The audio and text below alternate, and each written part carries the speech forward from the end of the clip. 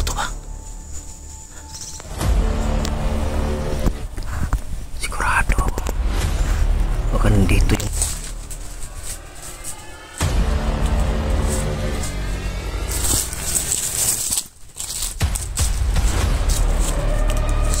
Yun mga idol, tuloy tayo ngayon. Nung may narinig akong mga motor mga idol, sinundan ko kung saan banda yung ano, yung mga ano ng motor. May nakita ako dito mga idol, daanan to ng motor. Ayan. Siguro may dumadaan dito or may kampo dyan sa unahan. Posible naman kung posible naman bakit sila pumupunta dito nagmumotor kung walang kampo dyan sa unahan. Kaya yun ang aalamin natin ngayon, dahil sigurado talaga akong may kampo dito.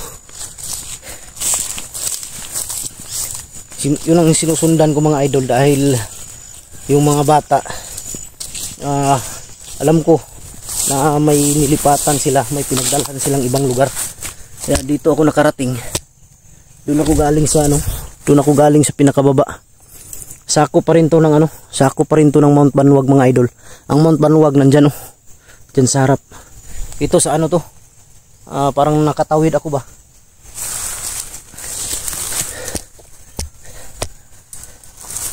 Yan oh, daanan talaga to ng motor. Yan oh, daanan to. Kaya dito ako napadpad. Sinusundan ko lang yung, hindi lang yung motor, pati yung mga putok. Kasi kanina habang nagpapahinga ako, kumakain ako, may mga putok akong naririnig. Kaya nagtaka ako, kaya umakyat ako. Baka kasi nakita ko sa live ni Remart, parang paakyat sila. Hindi ko alam kung sila ba. Kaya yun ang alamin natin ngayon. Yun mga idol, unang-una po sa lahat, ako po'y magpapasalamat sa inyo, sa inyong walang sawang pagsuporta. Mula noon hanggang ngayon, inihila man tayo pababa ng ating kasamahang isa na ganun dapat ang gawin. Kung mahina ang views ba, dapat huminto na lang, hindi yung manira ka pa, magsabi ka pa ng ganyan, ganyan, ganyan. Wala namang maniniwala sa'yo. Ginawa na yan noon ni Gusanter 44, pero anong nangyari? Yun lang, magsikap ka, gumawa ka ng sarili mong ano, na makilala ka, hindi yung sirain mo yung mga tao na tumulong sa iyo dati.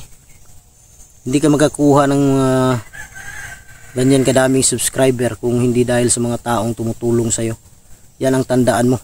At isa pa, hindi ka namin siniraan, hindi ka nila siniraan. Wala namang nagsabi na hindi maganda sa'yo. Ikaw lang. Kaya payo ko sa'yo bilang isang kaibigan, alisin mo yung inggit sa katawan mo, kasi hindi tama yan. Kasi kung may inggit ka sa katawan, talagang mawawala ka sa diskarte mo. Kaya pakiusap lang,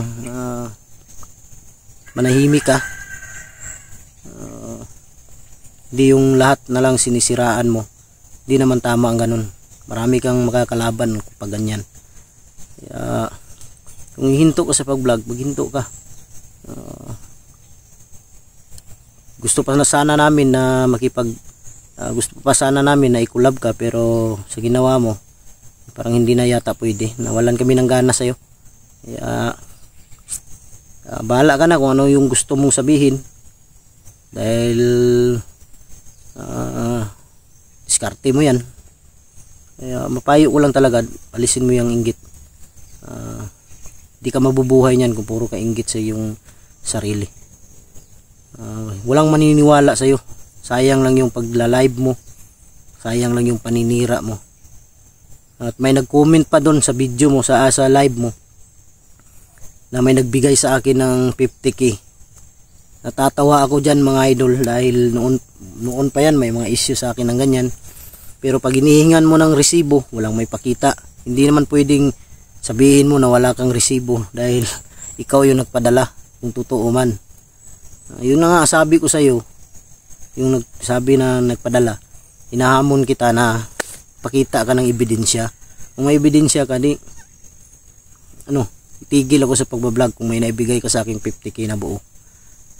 Huwag kang sinasakyan mo naman yung yung issue.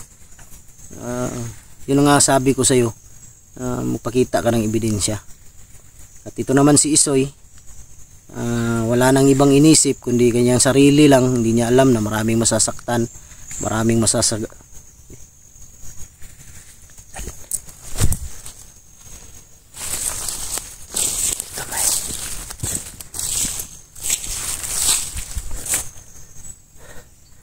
bigla na lang kumalabog dyan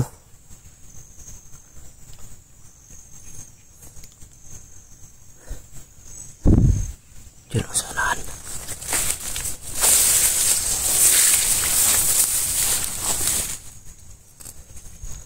Parang nasa tuktok na yata ako ng Mount Apo nito Kadili. O hindi kaya Mount Everest. Yan yung mga idolo. Kita na yung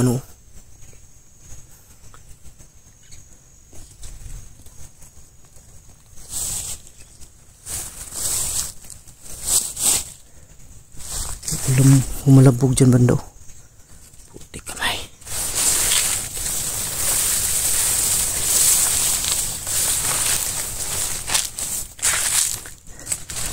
Dito tayo mga idol. Alamin natin ngayon dito kung ano yung nakatagong sikreto dito sa lugar na to. First time ko makarating dito.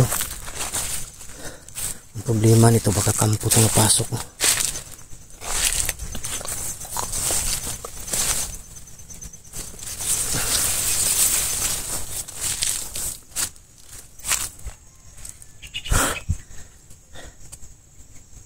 Parang may nag-uusap dyan sa baba.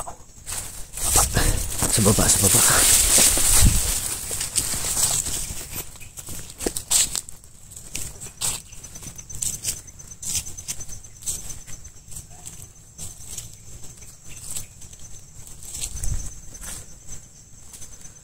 May nag-uusap sa baba pero alamin natin.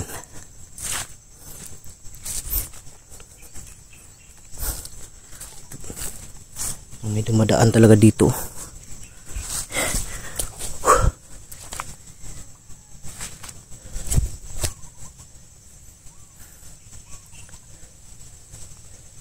Parang nasa pinakatuktok ako mga idol ng sakop ng Mount Banwag.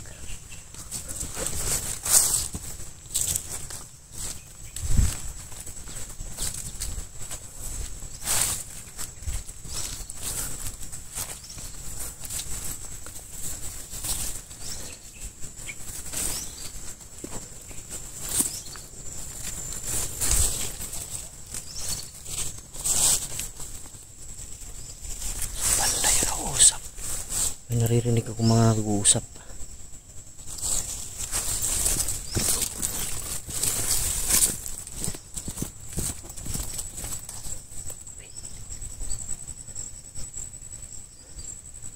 Patay, delikado to. Baka kampo to napasok ko.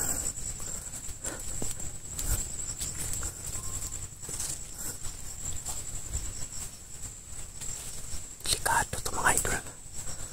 Ampo to napasok ko.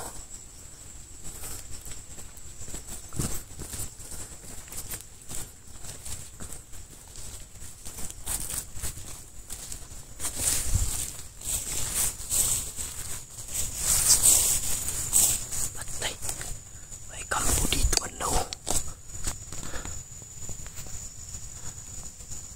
Yan kampo to ba?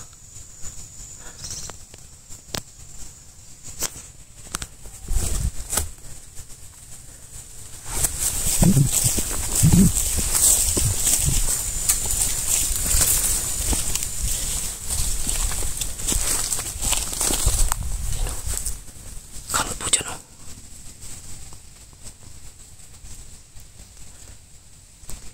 Hindi kaya ito yung pinakamin na sinasabi ni Apong Igoy noon na may min kampo yung Mount Banwag. Baka ito yun.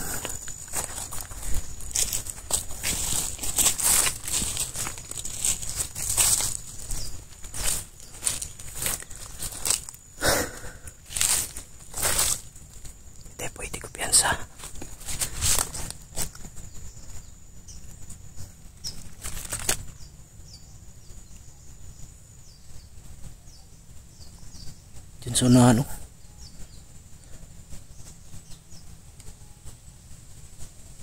Sa unahan may nag-uusap.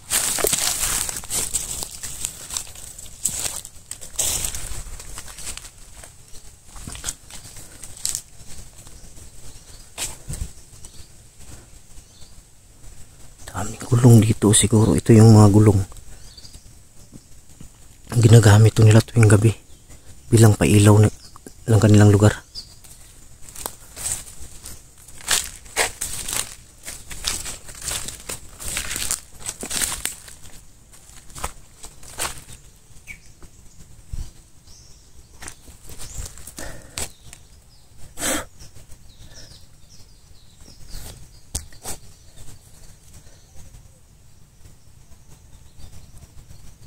Dito sa unahan.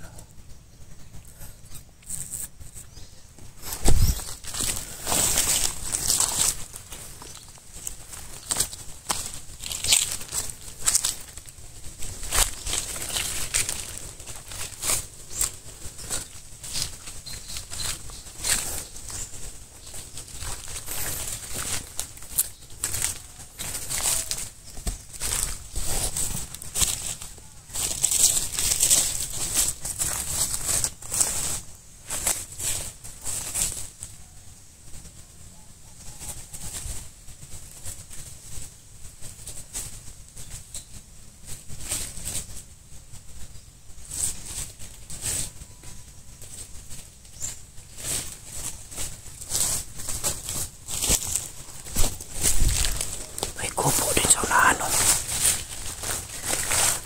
May kubo din dyan, oh. Dalawa siguro yung kampo dito. Yan ang kubo.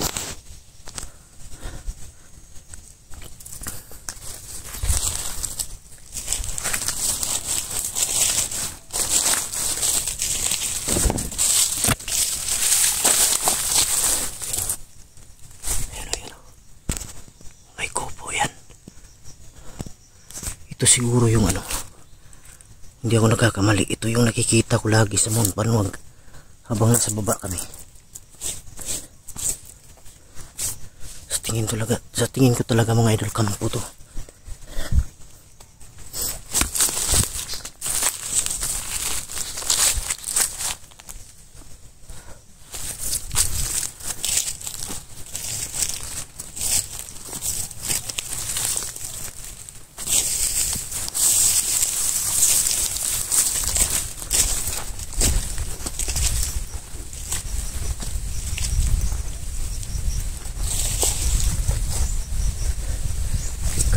Pinasok ko.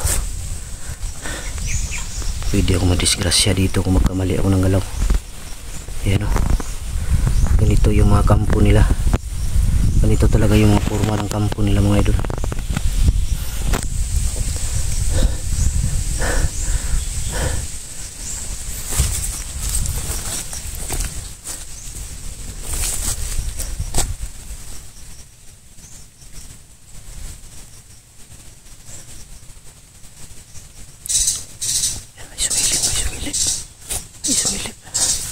Ayun, may nakatayo.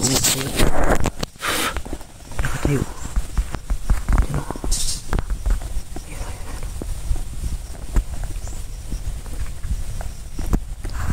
sigurado ako baka nandito yung mga bata.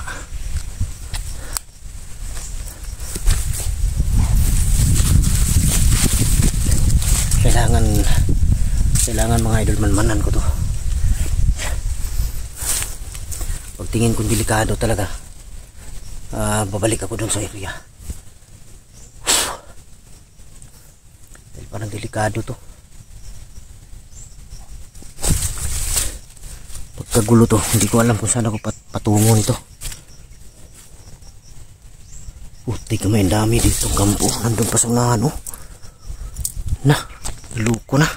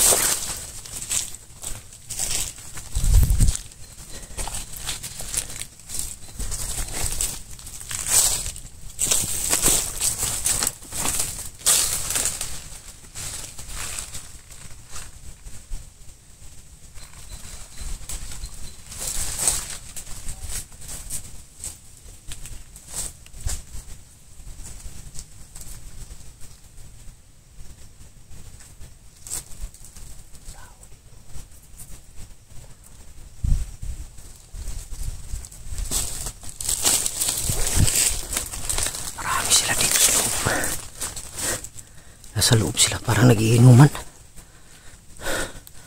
Parang mga lasing.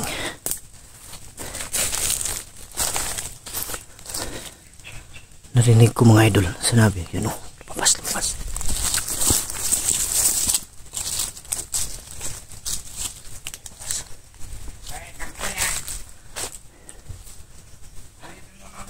Putik kamay.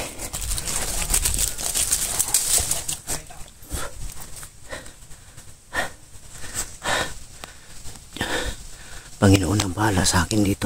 Ang mangyari, mali ito napasok.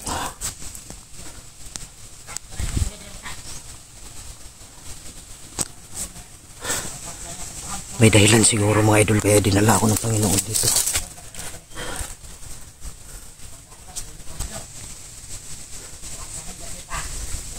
Putik kamay. Baka may mga bihag dyan sa loob ng kubo. Yun ang alamin ko ngayon.